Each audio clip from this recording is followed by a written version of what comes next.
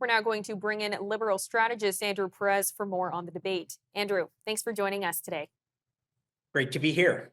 Now, I want to start with the accusations that the document Mr. Carney signed was a fake document. What are you making of the Conservatives' claims here?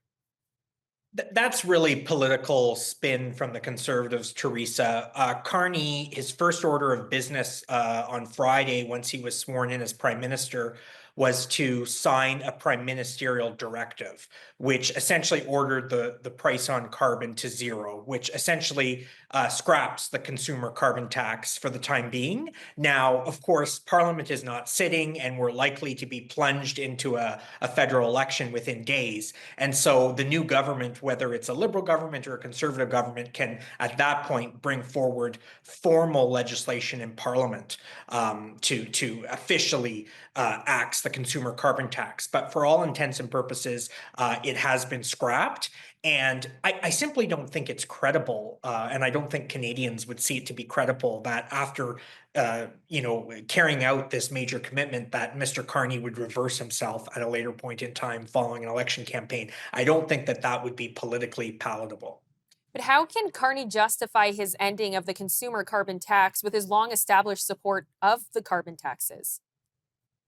It's true that Carney is certainly someone that has advocated for carbon pricing over the years. He's written books on the topic. He's held positions at the UN.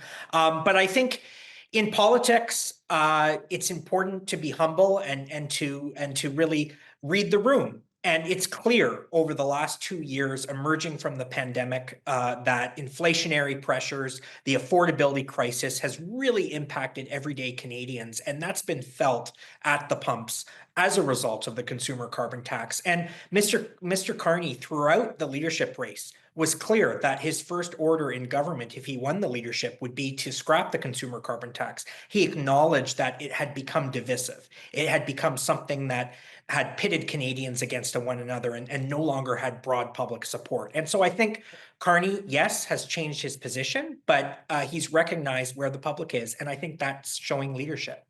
Well, a lot of people right now are pointing out that the consumer carbon tax is dead, but in a large part to Mr. Poilievre's constant push to highlight the issue. Should the Conservatives be the ones taking a victory lap here? Certainly, the Conservatives spearheaded a very strong campaign against the consumer carbon tax for more than 2 years. And at the end of the day, I think they obviously did have some success. I also want to give the Liberals and Carney credit. It's not just because the Conservatives have been railing against the carbon tax for 2 years that the Liberals took action. Mhm. Public opinion polling has been clear on this issue. The affordability crisis has worsened as young people have felt it through housing and the rising cost of groceries, and number of other household products becoming so unaffordable. And so I think, yes, the Conservatives perhaps helped us get to this point, but I also think the Liberals have been clearly following public opinion and acknowledged where the public was at on this issue. Now, the Conservatives have also pledged to remove the industrial carbon tax, and at least for now, Prime Minister Carney has said he'll keep it. Is that going to create a major debate in the next election? Yeah, I think it could, Theresa. I mean, the industrial price on carbon is a critical part of fighting climate change across Canada and internationally.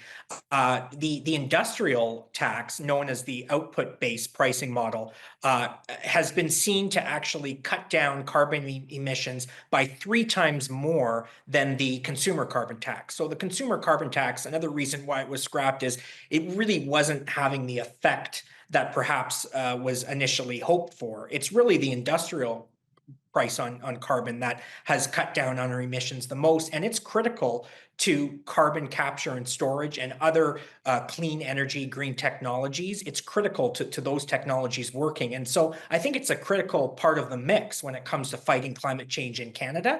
And I think that the Conservatives will have to account for why they think it's good public policy to scrap the industrial tax on carbon. And I'll look forward to that debate because the Conservatives have been laggards when it comes to fighting climate change and putting forward bold policies. We know this is an existential crisis, and they have been laggards over the past several years. So I'll be looking forward to more detail on how this Conservative Party plans to fight climate change moving forward. But how does Carney justify keeping the industrial carbon tax given that it ultimately makes things like steel and aluminum more expensive, given we're in a trade war right now?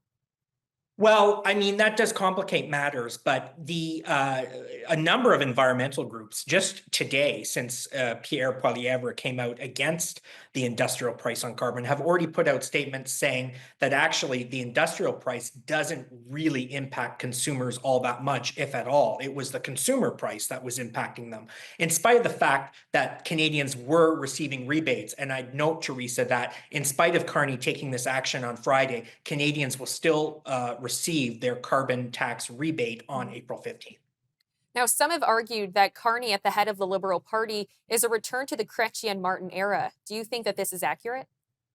I mean, we're in a completely different era now, 25 years after the Chrétien Martin era. But I do think Carney's ascension to the prime minister's office does represent what I call a return to the radical center, a centrist liberal approach that balances social progress and progressive social policy with fiscal discipline and a focus on the economy. As Carney has said, we can't redistribute money that we don't have.